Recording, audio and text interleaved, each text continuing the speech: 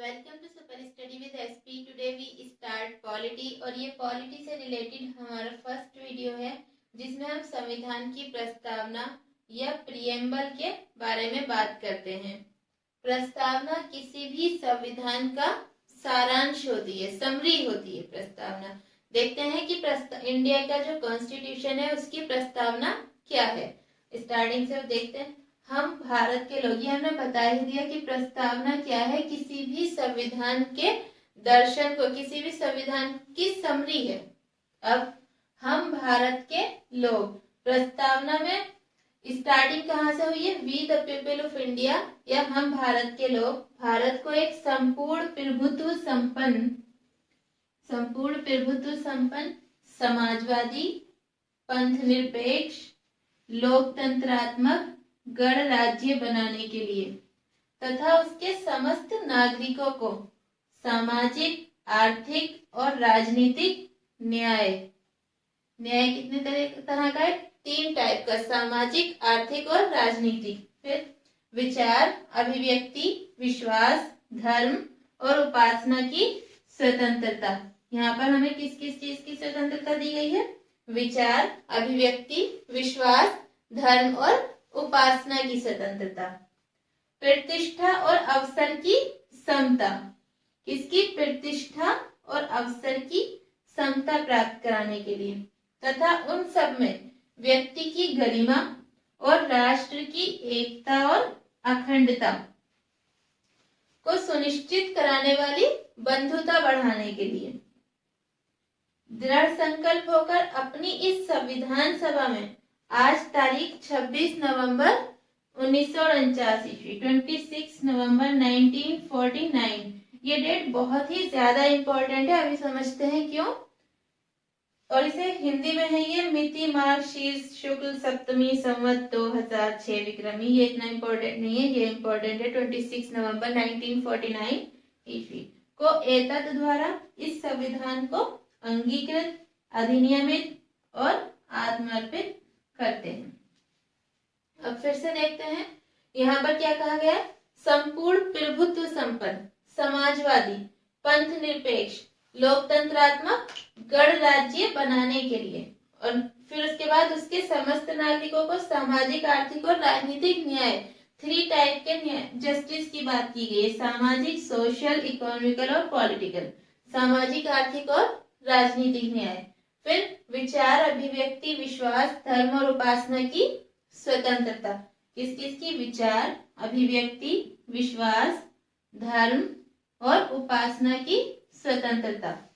प्रतिष्ठा और अवसर की समता प्राप्त कराने के लिए तथा उन सब में व्यक्ति की गरिमा और राष्ट्र की एकता और अखंडता सुनिश्चित कराने वाली बंधुता बढ़ाने के लिए दृढ़ संकल्प होकर अपनी संविधान सभा में आज तारीख, ये जो तारीख है अब बताते हैं क्यों इम्पोर्टेंट है।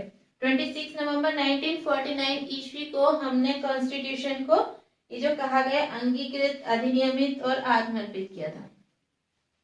अगर बात आती है कि संविधान कब लागू हुआ तो 26 नवंबर 1949 ईस्वी। और संविधान को पूरी तरीके से फुल संविधान, फुल कॉन्स्टिट्यूशन कब लागू हुआ तो वो हुआ 26 जनवरी 1950 को। 26 नवंबर 1949 ईस्वी को संविधान के कुछ पार्ट को अप्लाई कर दिया गया था, कुछ भाग को लागू कर दिया गया था, लेकिन पूरी तरीके से संविधान कब लागू हुआ था? 26 नवंबर 1949 ईस्वी को। तब ये फिर आगे देखते हैं। इसीलिए यही डेट अगर एग्जाम से पूछा जाता है कि संविधान कब लागू हुआ और अगर दोनों डेट दी हुई है 26 नवंबर 1949 और 26 जनवरी 1950, तब हम 26 नवंबर 1949 पर टिक करेंगे। लेकिन अगर ये कहा गया है संविधान को पूर्ण तरीके से, फुल रूप से कब लागू किया गया, तब 26 जनवरी 1950 को। संविधान इस डेट को ही हमारी जो प्रस्तावना है, प्रियम्बल है, उसमें ही लिखा गया है कि 26 नवंबर 1949 ईस्वी को ही संविधान को अंगीकृत, अधिनियमित और आत्मर्पित किया गया। अब देखते हैं प्रस्तावना में ये जो 42वां संविधान संशोधन हुआ था, 42 कॉन्स्टिट्यूशनल अमेंडमेंट जो हुआ था, उससे 3 वर्ड जोड़े गए। एक समाजवादी, दूसरा पंथ निरपेक्ष और तीसरा अखंडता इधर। तब संविधान में 42वां संविधान संशोधन होने से पहले प्रस्तावना में ये तीनों वर्ड नहीं थे, समाजवादी, पंथ निरपेक्ष और अखंडता। इन तीनों वर्ड्स को जोड़ा गया 42 कॉन्स्टिट्यूशनल अमेंडमेंट से। और ये किसी भी कॉम्पिटिटिव एग्जाम्स के लिए बहुत इंपॉर्टेंट है कि संविधान में 42 कॉन्स्टिट्यूशनल अमेंडमेंट 1976 से कौन कौन से वर्ड जोड़े गए। ये संविधान संशोधन भी बहुत इंपॉर्टेंट है और ये तीनों वर्ड भी कि कौन से जोड़े गए, समाजवादी, पंथ निरपेक्ष और अखंडता। बहुत ज्यादा ध्यान रखने वाली बात है कि संविधान संशोधन कौन सा था, 42वां संविधान संशोधन कौन से ईयर में हुआ, 1976 में। और कौन से तीन वर्ड जोड़े गए, समाजवादी, पंथ निरपेक्ष और अखंडता। अभी जो हमने प्रस्तावना देखी, अब हम देखते हैं कि इसे संविधान सभा ने कब एक्सेप्ट किया, प्रस्तावना या उद्देशिका। प्रस्तावना या उद्देशिका को संविधान सभा ने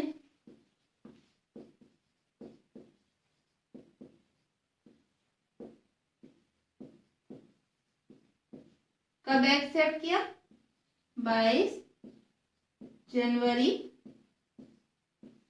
1947 को। ये डेट भी बहुत इंपॉर्टेंट है। और इसे कब प्रस्तुत किया गया था और किसने किया, तब प्रस्तावना को जो प्रस्तुत किया था वो किया गया था 13 दिसंबर 1946 को। और किसने किया था, पंडित जवाहरलाल नेहरू ने। जवाहरलाल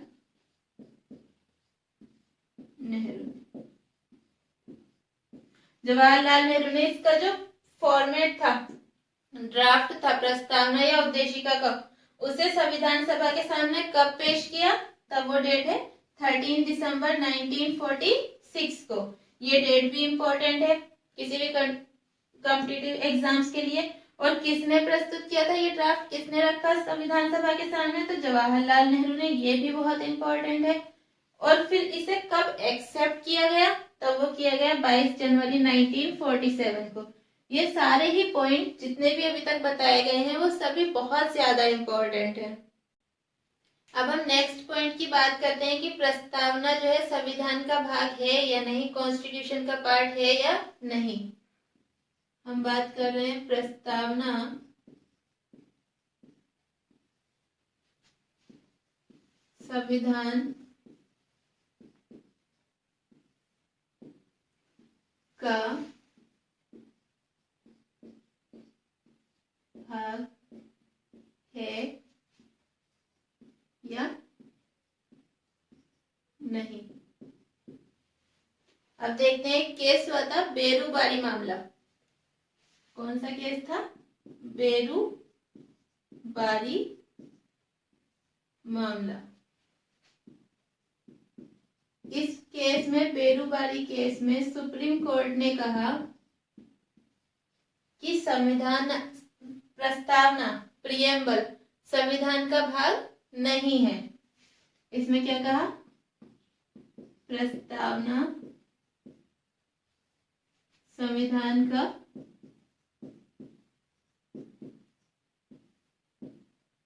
भाग या संविधान का एक पार्ट या अंग नहीं है। बहुत पूछा जा सकता है कि बेरूबारी मामले में प्रस्तावना को संविधान का पार्ट माना गया था या नहीं। तो हमें ध्यान रखना है कि इसमें कहा गया था कि प्रस्तावना संविधान का पार्ट नहीं है, लेकिन सुप्रीम कोर्ट ने कहा था, लेकिन प्रस्तावना का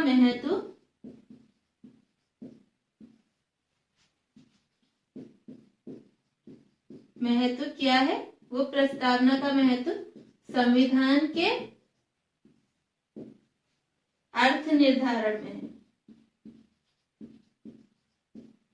संविधान के अर्थ निर्धारण में है। इसके बाद फिर एक बहुत ही फेमस केस है केशवानंद भारती वर्सेस केरल राज्य। सेकंड जो ये केस है ये बहुत ज्यादा इंपॉर्टेंट है पॉलिटी में। केशवानंद भारती वर्सेस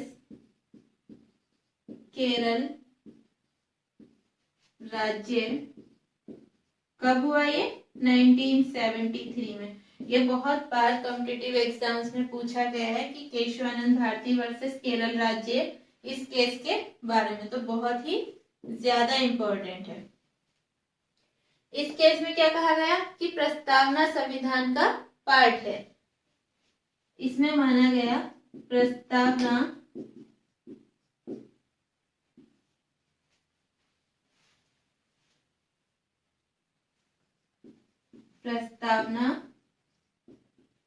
संविधान का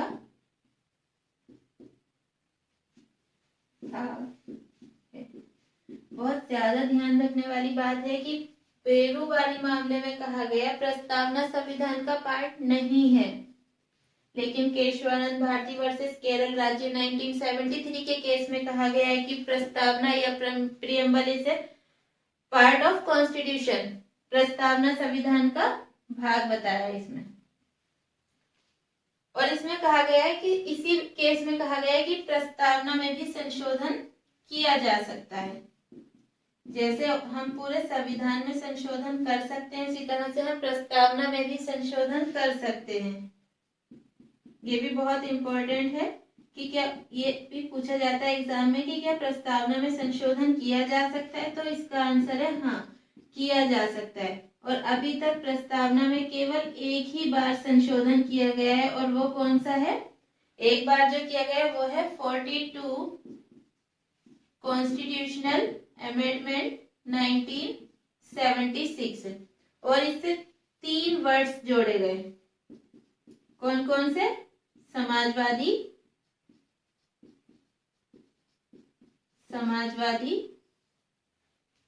पंथनिरपेक्ष,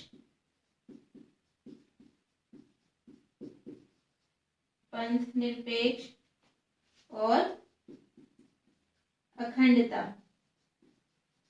कौन से 3 वर्ड इससे जोड़े गए?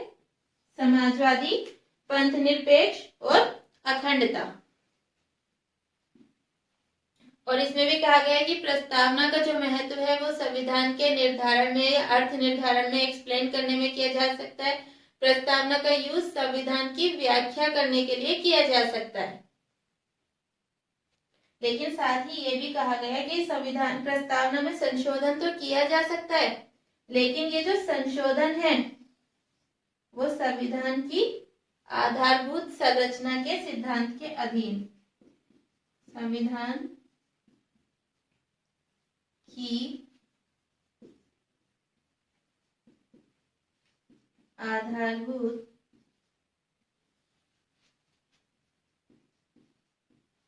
संरचना के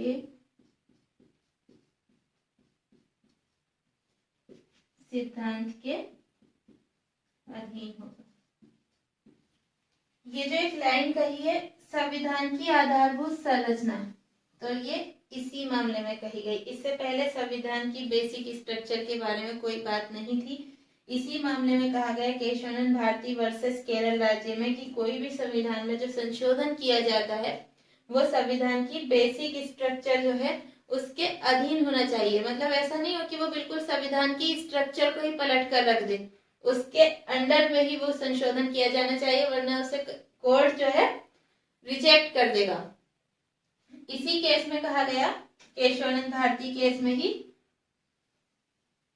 कि प्रस्तावना का उपयोग किसके लिए किया जा सकता है?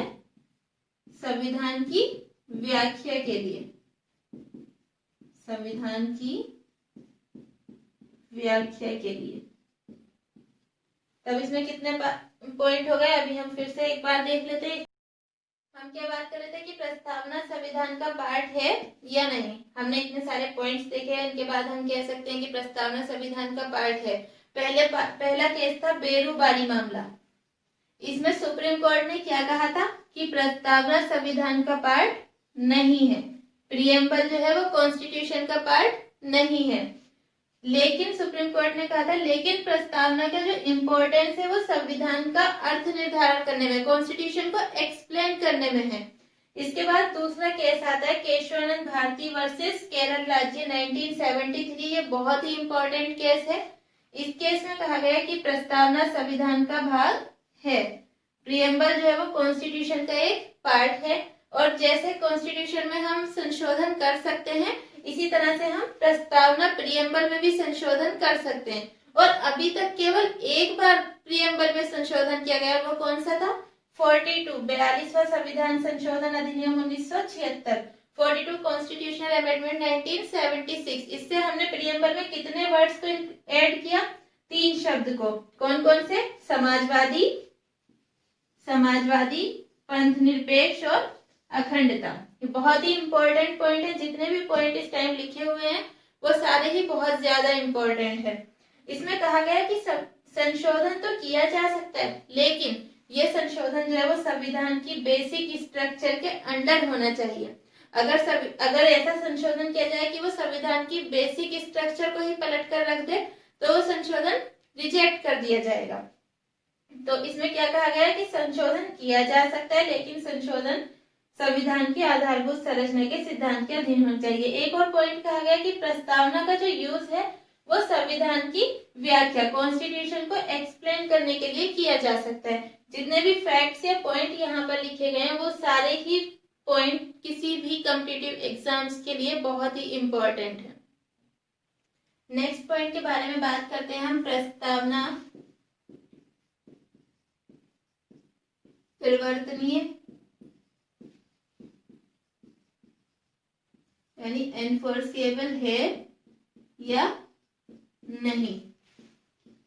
परिवर्तनीय का मतलब क्या होता है कि क्या प्रस्तावना में जो व्यवस्थाएं की गई हैं उन्हें हम कोर्ट से अप्लाई करा सकते हैं या नहीं। तब हम नहीं करा सकते, तब प्रस्तावना क्या है? परिवर्तनीय नहीं है। प्रस्तावना की व्यवस्थाओं को हम कोर्ट से लागू नहीं करवा सकते। जैसे कि हम अगर फंडामेंटल राइट की बात करें तब हम फंडामेंटल राइट क्या है? परिवर्तनीय है, उन्हें हम न्यायालय के माध्यम से लागू करवा सकते हैं। लेकिन प्रस्तावना परिवर्तनीय नहीं है। बहुत ही इंपॉर्टेंट पॉइंट है ये भी, क्योंकि प्रस्तावना की जो भी व्यवस्थाएं हैं, जो भी उसमें कहा गया है उसे हम कोर्ट से लागू नहीं करवा सकते। केवल प्रस्तावना का यूज हम कॉन्स्टिट्यूशन को एक्सप्लेन करने में कर सकते हैं। आज की इस वीडियो में प्रस्तावना से रिलेटेड जितने भी पॉइंट बताए गए हैं वो सारे ही बहुत इंपॉर्टेंट हैं, आप इन्हें देख सकते हैं। आज की इस वीडियो में इतना ही। पॉलिटी की भी प्लेलिस्ट बना दी गई है। पॉलिटी से रिलेटेड सभी वीडियोस को आप प्लेलिस्ट में जाकर, पॉलिटी की प्लेलिस्ट में जाकर वहां से देख सकते हैं। और ये आज की हमारी फर्स्ट वीडियो थी। आगे भी पॉलिटी की वीडियोस आती रहेंगी।